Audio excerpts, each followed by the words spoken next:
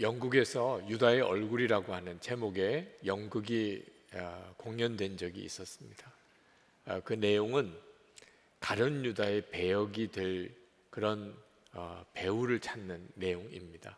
누가 도대체 가룟 유다에 딱 적합한 배우가 될까? 그리고는 그 연극의 마지막 부분이 아주 인상적입니다. 출연했던 모든 배우들이 다 나와서 관객들을 향하여 다 한 목소리로 외칩니다. 당신도 가룟 유다가 될 수 있습니다. 당신도 가룟 유다가 될 수 있습니다.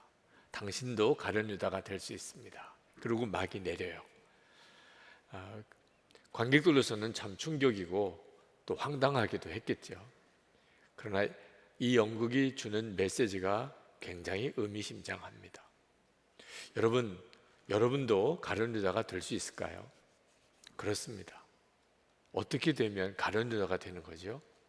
마귀가 주는 생각을 버리지 않고 계속 품으면 사탄이 그 속에 들어갑니다. 요한복음 13장 2절에 보면 마귀가 가룟 유다의 마음에 예수를 팔려는 생각을 넣어 주었어요. 가룟 유다는 그것이 마귀가 주는 생각인 줄 전혀 몰랐기 때문에 그냥 그 생각을 마음에 품습니다. 생각이니까 누가 알겠어요. 그렇게 생각한 거죠. 그러나 결국은 사탄이 가룟 유다 속에 들어갑니다. 그리고는 제정신이 아니게 된 거죠. 예수님을 은30에 팔게 되고 나중에 정신이 돌아오게 됐을 때 자기가 화들짝 놀랍니다. 그리고 스스로 목을 메어 죽게 되죠. 자, 이런 일이 가룟 유다에게만 일어나는 게 아니라는 겁니다. 지금 우리 자신의 삶 속에 우리는 똑같이 생각과 마음 속에서 무서운 영적인 전쟁을 하고 있습니다. 저는 참 어리석게도 실제로 행동으로 옮기지 않는다면 그냥 생각으로 짓는 죄에 대해서는 별로 대수롭지 않게 생각을 했습니다. 누구에게 피해를 주는 것도 아니고 실제로 부끄러운 짓을 한 것도 아니니까 그렇게 생각을 했어요. 예수님이 마음에 거하신다는 것을 정확하게 믿지 않았기 때문입니다. 그러면서 저는 제가 왜 영적인 침체에 빠지는지, 영적으로 메말라지는지를 몰랐어요. 마음의 생각 속에 악한 것을 품고 있는 것이 얼마나 무서운 결과를 가져오는지 모르는 거죠. 저는 끊임없이 제가 너무 위선적이고 이중적이라고 생각했습니다. 겉으로는 목사고 설교도 하지만 제 속마음으로는 제가 생각하기에도 이건 이렇게 더러울 수가 있을까? 이렇게 악할 수가 있나? 그런 생각 속에 시달렸습니다. 결국은 목사 그만두고 싶은 생각이 들었어요. 그게 정직한 태도라고 생각했습니다. 교인들을 속이고 살았다고 생각했어요. 근데 그때 말씀으로 제 영적인 눈이 뜨인 것이 요한복음 13장입니다. 2절 말씀에 악마가 가룟의 아들 유다의 마음속에 예수를 팔아 넘길 생각을 불어넣었다.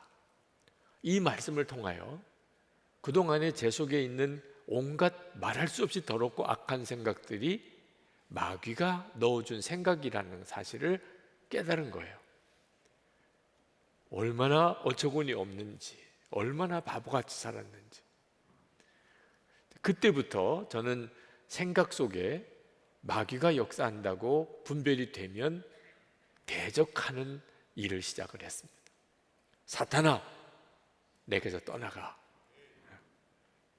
분별을 못했을 때는 그게 난 줄 생각하고 너무 부끄럽고 너무 좌절감 느끼고 그리고 정말 너무 무기력해지는 거예요. 여러분의 생각을 잘 분별하고 살아야 합니다. 마귀가 주는 생각이 있고 주님이 주시는 생각이 있는 겁니다. 마음을 지켜야 합니다. 잠언 4장 23절에 모든 지킬 만한 것 중에 더욱 내 마음을 지키라. 생명의 근원이 이에서 남이니라 했어요. 여러분이 지키는 게 있잖아요. 지갑, 그죠? 여러분의 계좌, 보이스피싱에 넘어가지 않으려고 얼마나 신경 씁니까? 여러분의 집 단속 얼마나 철저히 합니까? 여러분도 다 소중한 것은 지키고 살잖아요. 마음은 왜 그렇게 아무렇지도 않게 다 열어놓습니까? 보는 대로, 듣는 대로, 누가 말하는 대로 여러분 속이 완전히 마귀 놀이터가 되어버린 거예요. 이 생각 저 생각 다 집어넣어 주는데 누구 모르는 사람들이 모를 거라고 생각하니까, 그냥 생각의 문제라고 생각하니까 분별 없이 그 생각을 품는 거죠. 그래서 예수를 믿고 사는데도 왜 나는 이렇게 사는 거지? 하나님은 왜 역사 안 해주시는 거야? 신앙적인 방황과 말할 수 없는 타락이 성도들의 삶 속에 일어나는 거예요. 사탄이 생각을 넣어주는 것과 실제로 사탄이 그 속에 들어가는 것은 뚜렷한 차이가 있습니다. 사탄이 가룟 유다에게 예수를 팔려는 생각을 넣어주었을 때는 예수님이 그걸 아셨어요. 가룟 유다가 나를 팔려고 하는구나, 그런 생각을 하는구나. 그때 예수님께서 가룟 유다에게 성찬도 주시고 가룟 유다의 발도 씻어주세요. 자기를 팔려고 하는 걸 알면서도. 왜? 돌이킬 수 있으니까. 생각으로 역사할 때는 아직까지 돌이킬 수 있으니까. 예수님께서 가룟 유다에게 결정적으로 암시를 주세요. 너희 중에 누가 하나 나를 팔 것이다. 다들 황당한 이야기지만 가룟 유다는 가슴이 뜨끔했겠죠.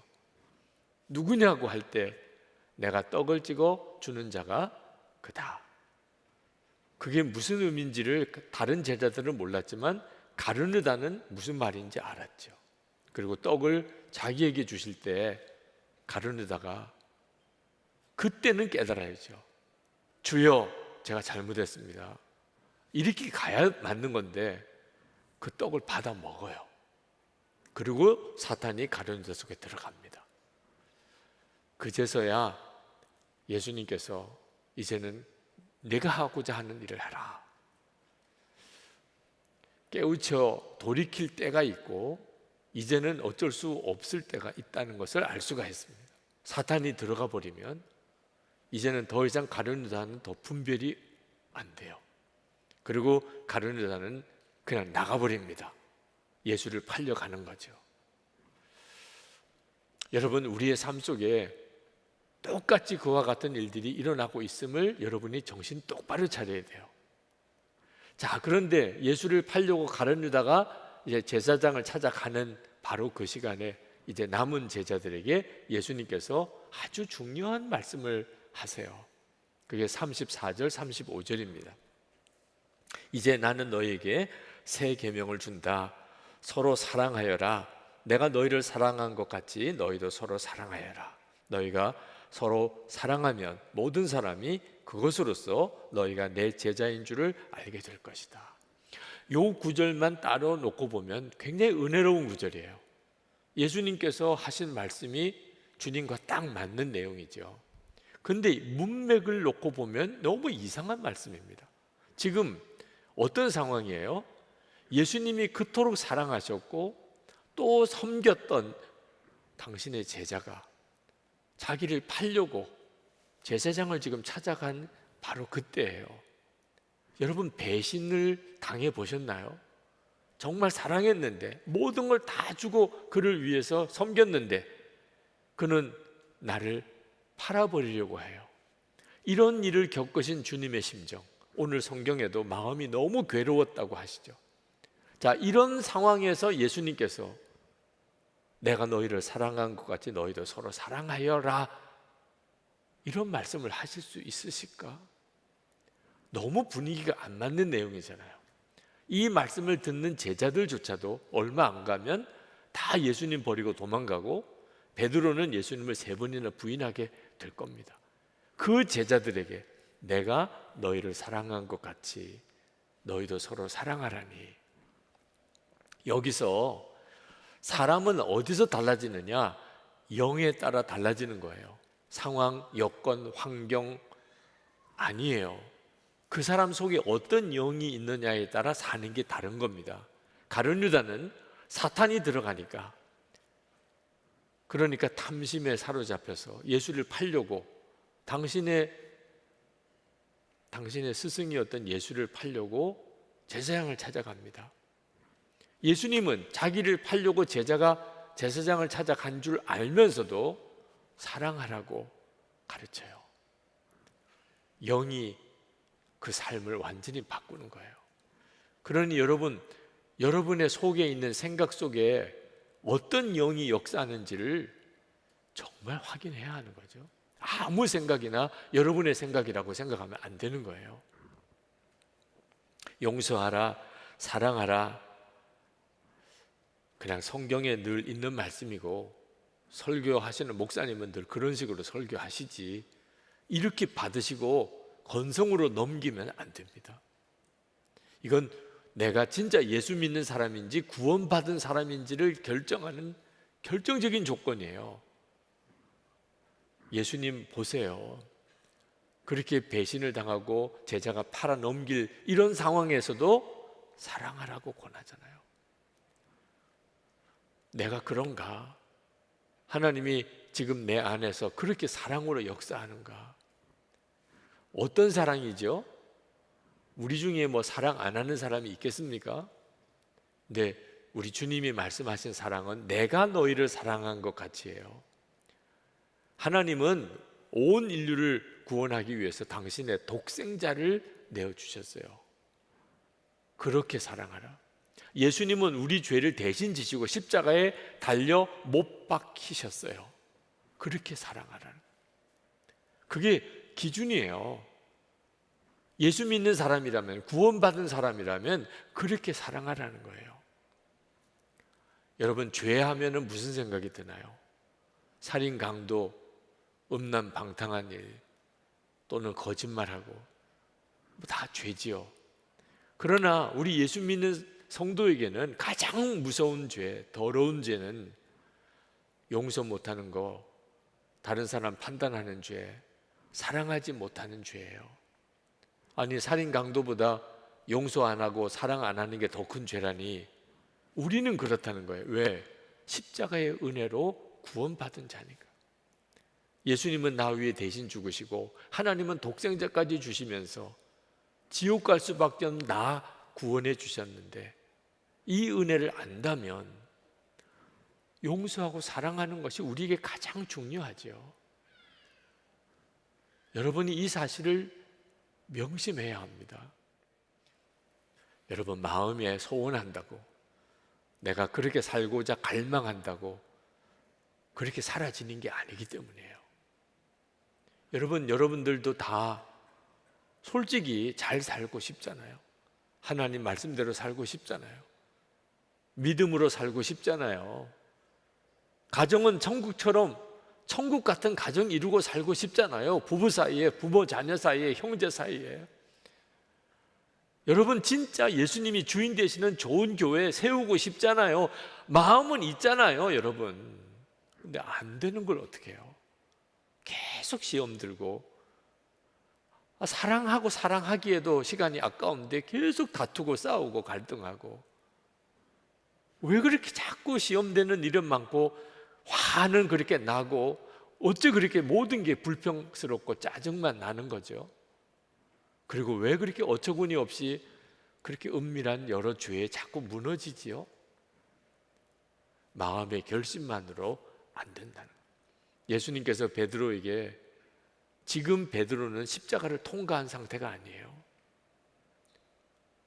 예수를 믿어도 정말 나는 예수님과 함께 죽었습니다. 이제는 예수님이 내 생명이십니다. 명확하게 십자가를 통과한 사람이 아니면 세상 없이 좋은 생각하고 좋은 결심해도 안 되는 거예요. 결국 베드로가 어떻게 됩니까? 진심이었어요. 예수님을 위해서 죽을지언정 따라가겠다는 거. 그렇지만 실제로 예수님이 십자가에 달리실 길을 가시니 두려움이 확 엄습해 왔어요. 이 두려움도 악한 영의 역사입니다. 한번 마음에 두려움이 오니까 어린 소녀가, 당신도 저 사람과 함께 다니던 사람이죠, 내가 본 적이 있어요, 이렇게 말을 한 것 때문에 나 그분 몰라, 예수님을 부인해버려요. 3번씩이나, 3번째는 저주까지 하면서 자기 입으로 그렇게 내뱉어 버려요. 그때 닭이 웁니다. 그리고는 꼬꾸라지죠.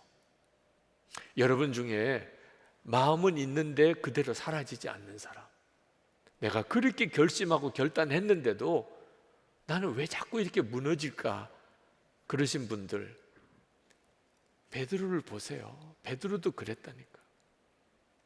그러니까 자꾸 쓰러지고 무너지는 분은 나 베드로인가 봐, 이렇게 생각하시면 돼요. 마음이 없는 건 아닌데 자꾸 넘어지잖아요. 그러면 안 되는 건가요? 그렇지 않습니다. 또 베드로를 보세요.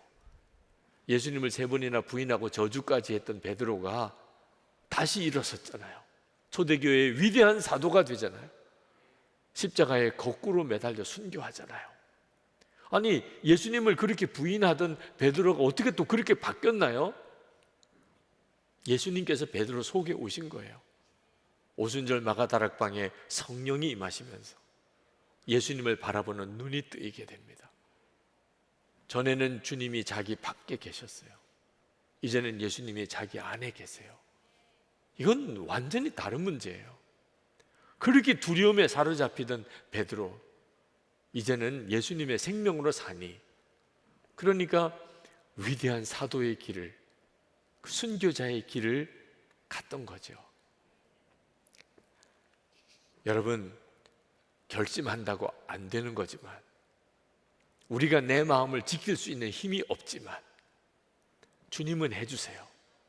이게 예수 그리스도 안에서 우리가 누리는 엄청난 복이에요. 저는 12년 전에 2011년부터 예수 동행 운동을 시작을 했습니다. 우리 동행 일기를 쓰면서 주님과 늘 매일매일 동행하는 삶을 점검하며 살아봅시다. 그때 하나님께서 주일 설교 본문으로 시편을 설교하게 하셨어요. 제 의도가 아닙니다. 성령께서 워낙 강권하시니까 시작했지만 시편이 150편에 이르러요. 그걸 다 설교하는 것도 부담되고 교인들도 얼마나 지루하겠어요. 시편을 읽어보면 맨 그 시편이 그 시편 같아요. 이걸 150편이나 주일 설교를 어떻게 하며 또 어떻게 드러내요? 근데 주께서 워낙 강하게 강권하시니까 시작은 했는데, 시편 설교를 통하여 예수님과 동행하는데 얼마나 많은 유익을 얻었는지 모릅니다. 시편이 성경에 나오는 하나님의 사람들의 하나님과 동행 일기예요.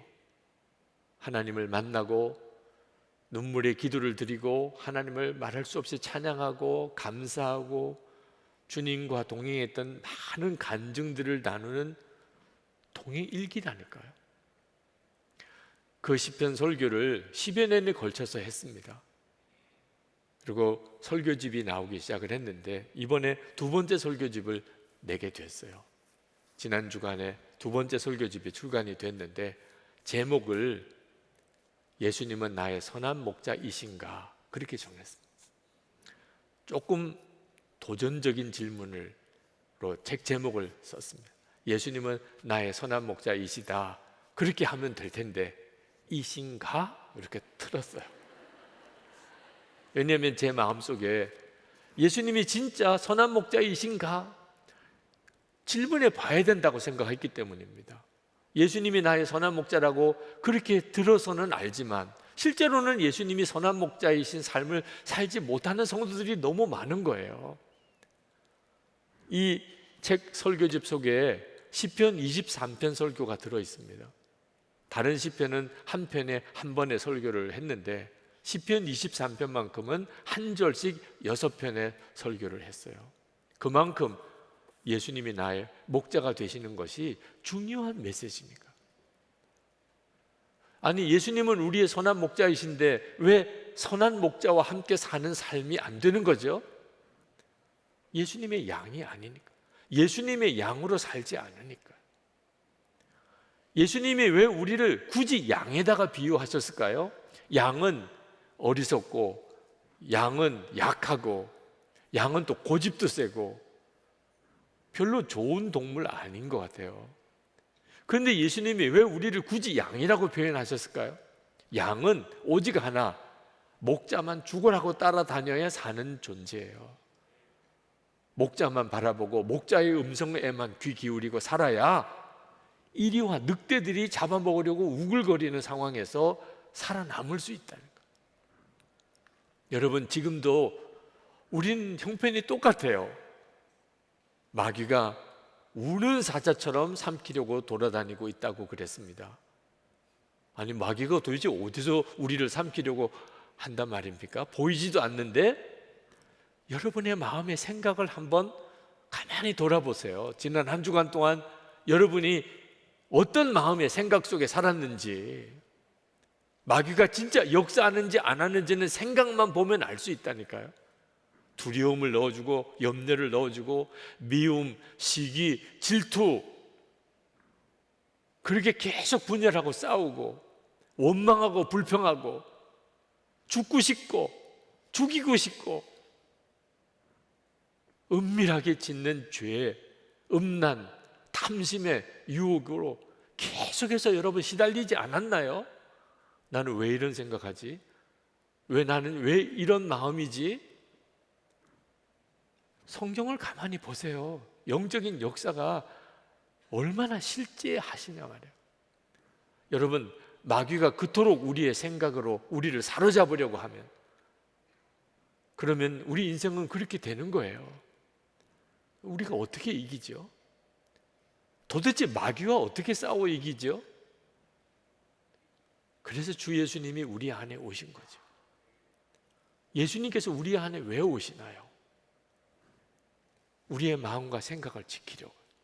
요한일서 5장 18절에 하나님께로 나신 자가 우리를 지키시며 악한 자가 우리를 만지지도 못하게 하신다. 예수님께서 우리 마음에 오신 이유예요. 악한 자가 우리의 마음과 생각을 지배하지 못하게 하기 위해서. 양이 목자를 바라보는 것처럼 우리도 눈에는 안 보이지만 주님은 나와 함께 계신 것을 정말 믿고, 그리고 주님의 음성에 계속 귀를 기울이고 그렇게 여러분이 살아보시면, 그러면 여러분의 마음과 생각이 지켜지는 것을 알게 돼요. 성령이 오신 것은 굳은 마음을 제하고 부드러운 마음을 주기 위해서라고 그랬어요. 마음이 바뀌는 거예요. 마음이 바뀌니까 삶이 달라지는 거죠. 예수 동행일기를 쓰면서 저는 예수님의 양이 된다는 것이 뭔지를 실제로 실감하게 됐습니다. 주님만 생각하고 주님만 바라보고 예수님 한 분이면 충분하고, 예수님 안에 거하면서 위로받고 평안을 얻고, 예수님 안에서 내 마음과 생각이 지켜지고, 그러니까 말과 행동이 달라지고. 여러분, 주님과 동행하는 삶, 예수님이 우리의 마음에 오셔서 우리를 지키시는 이 은혜를 놓치시면 안 돼요. 날마다가 중요합니다. 설교 들어도, 여러분이 어떤 성령 체험을 하셨어도 날마다 보고 듣는 것에 의해서 여러분이 결정되는 거예요. 아브라함의 조카 롯이 소돔과 고모라 땅으로 이사를 갔는데 그곳에 사는 사람이 너무너무 죄악이 많아요. 그러니 날마다 보고 듣는 게 사람들이 죄짓고 사는 거예요. 그래서 심령이 상했다고 그랬어요. 보고 듣는 것이 세상밖에 없으면 심령이 상합니다. 롯의 아내는 소금기둥 되죠. 롯의 두 딸은 완전히 소돔 사람처럼 살게 돼요. 늘 보고 들은 것 때문이에요. 삼손, 얼마나 정말 하나님의 놀라운 능력으로 이스라엘 백성을 이끌어갔던 사사입니까? 그런데 그 블레셋 여인에게 날마다 자꾸 이야기를 들어요. 당신의 능력의 비밀이 뭐냐? 제발 나 사랑하면 비밀을 가르쳐 달라. 왜 그걸 요구하는지 알지요, 삼손이. 그런데도 날마다 그 이야기를 들으니까 나중에는 결국은 이야기해 줍니다. 머리 다 깎인 삼손이 돼요. 능력 다 잃어버리고 블레셋에 잡혀가서 결국 신전에서 거기서 블레셋 사람들과 함께 죽지요. 날마다 보고 듣는 것 진짜 조심해야 돼요. 마귀가 여러분에게 무차별 생각을 넣어주는 거, 그거 그냥 내버려 두고 신앙생활 잘해보려고 하는 것은 그 정말 불가능한 일을 하려고 하는 거죠. 우리가 24시간 주님 바라보고 주님과 동행하자고 하는 이유가 바로 거기에 있는 거예요. 이 영적 싸움, 우리 속에 마음을 지키는, 이건 믿음의 싸움이에요. 여러분, 베드로가 그 대단했던 그 사람이 어린 소녀 한마디에 그냥 꺾어져 버리잖아요. 두려움이 가득 차니까. 여러분, 소년 다윗이 구척 장신 골리앗 앞에서 너는 칼과 창과 단창으로 내게 나아오니와 나는 만군의 여호와의 이름으로 내게 나간다. 세상에 이런 믿음이 어디서 나오나 말이에요. 늘 주님 바라보는 사람인지 아닌지에 따라 믿음이 완전히 달라져요. 빌립보서 2장 5절에 너희 안에 이 마음을 품으라 곧 그리스도 예수의 마음이니. 여러분, 이 말씀을 진짜 여러분의 것으로 삼으셔야 합니다. 오늘 이 시간, 내가 그동안에 정말 내 마음의 생각을 지키려고 하지 못했구나. 아무 생각이나 다 받아들이고 한 번 막 슬픈 마음이 들면 그냥 며칠씩 슬픈 마음을 그냥 품고 미운 마음 있으면 몇 달씩 몇 년씩 은밀한 죄의 유혹 당장 내어 버려야 되는데 누구도 보는 사람 없으면 그냥 속으로는 그걸 품고 주님, 제가 이제는 그렇게 안 하겠습니다. 무슨 일이 있어도 제가 제 마음을 지키겠습니다. 그리고 제가 주님 바라보는 눈 뜨게 해주소서. 주님 말씀 듣는 귀 열어주소서. 주님, 정말 그렇게 살아보겠습니다. 여러분의 마음에 그런 간절한 마음의 소원이 있으신 분들은 우리 일어나서 한번 기도합시다. 하나님, 정말 살아계신 주님이신 것을 제가 제 마음에서부터 경험하고 그리고 그렇게 주님의 이끄심을 받기를 원합니다. 저를 붙잡아 주십시오. 그동안에 제 마음 지키지 못한 거 주님 용서해 주시고 이 시간에 회개함으로 깨끗함 받기 원합니다. 주님과 함께 새 출발하게 해 주십시오. 통성으로 기도하겠습니다.